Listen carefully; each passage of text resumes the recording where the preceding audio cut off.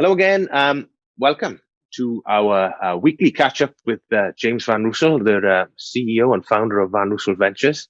This is our opportunity to get together with James for a weekly Q&A. And obviously we get people that follow him on the LinkedIn, so on and so forth, to send in some questions, and we get to pick his brains here and now. So we thank you for that, James. I've got a question here, James, for you from Francis from Illinois. It's all about annual bonuses, really. So the question is, do you tie annual bonuses into company performance? And what is the best way to tie them in? And I know you're passionate about this, so I'm going to let you answer that. So what's the best way to tie, do you tie annual bonuses into company performance? And what is the best way to tie them in? Over to you, James. Okay. Thanks, Steve. This is a very interesting topic. And there are many different ways of doing it. And if you read different books, they will explain it differently. But I think, I think one of the main things to do is to keep it simple. So you can ensure that your team, in a very simple manner, understands how they're going to get paid based on, one, the company outperforming, and two, them outperforming. I think the first thing that you have to do is basically start with your budget. So you need to create a budget that lays out your sales targets, that lays out new products, that lays out your expenses. So with all the goals that you've set out, and so you start the year with a target of numbers and product development. And then you can do a couple of things. You can do, for instance, a very simple revenue and EBITDA profit target or target to meet and beat. For instance, if you beat the EBITDA target, then you can get, let's say, 20% of that EBITDA beat goes into the bonus pool, and you can get as much as 5% of your annual salary coming from that, depending on your performance. And then maybe there's a very simple formula for that.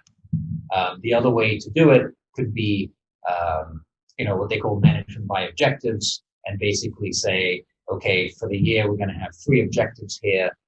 One of them is the sales target. Can we meet or beat that? A product development target. Are we developing our products on time and for the year? And then, of course, with smaller companies and smaller, I include 500 or 1,000 employees and less, a cash liquidity target. So, are we keeping, let's say a minimum of 4 or 6 or 12 months runway, depending on where the company is.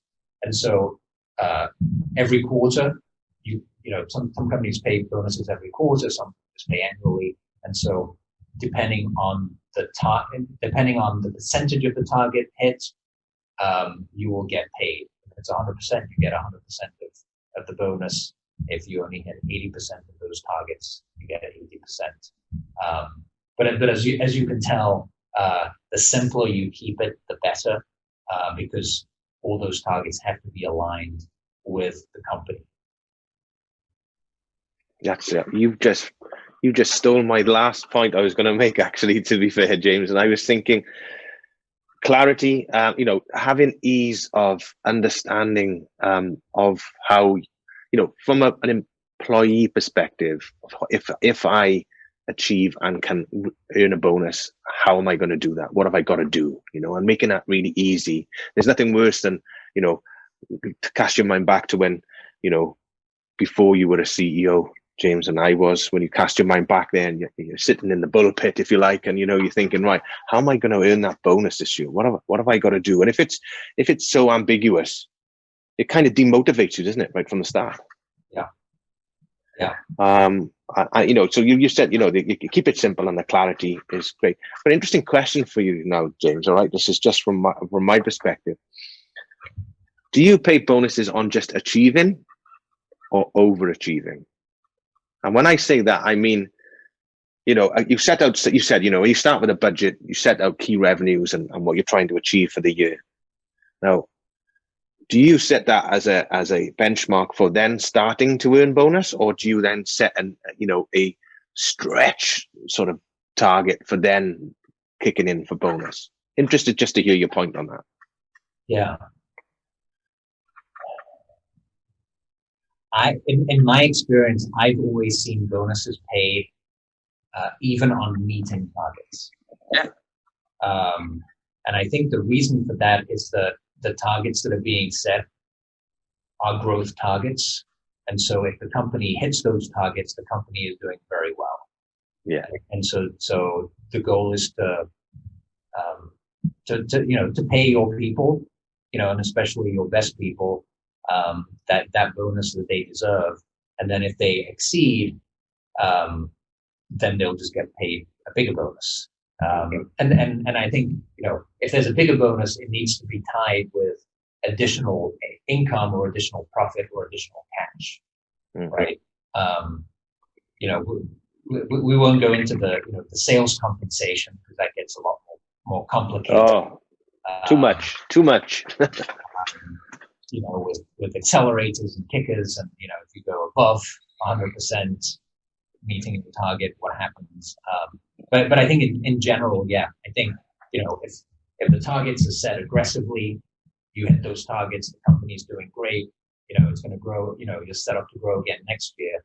I think you reward the people that are there because they've done a great job, and they've done exactly what you've asked them to do.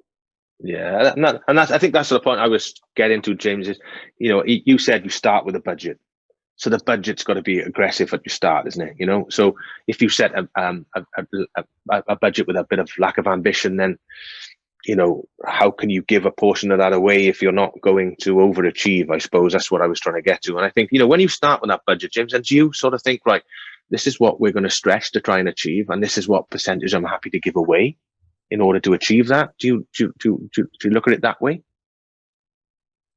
I really look at it from a bonus perspective as the better the company does, the more bonus I can pay. So I would rather pay out more bonus than less bonus. Yeah. Because the company will make more money relative to the amount of bonuses that are getting paid out. Absolutely. And you said about something that's really, I'd say, I've worked in businesses before where the bonuses weren't aligned to the company values and what the company was trying to achieve. And it just doesn't work. It just, there's so much disparity in what you're trying to achieve. I remember working for one business that was trying to achieve one goal, but literally bonusing all their staff on something totally different. Yeah. And wondered why they weren't achieving what the targets were. So yeah, aligning it with the company goals is really important. James, if anybody's got any more questions on this or any other topic, I'm sure you'd be happy for them to get in touch in the usual channels. James, obviously the website there, and obviously email. They can email you direct, yeah? Directly, James at vanreuselventures.com. There we go.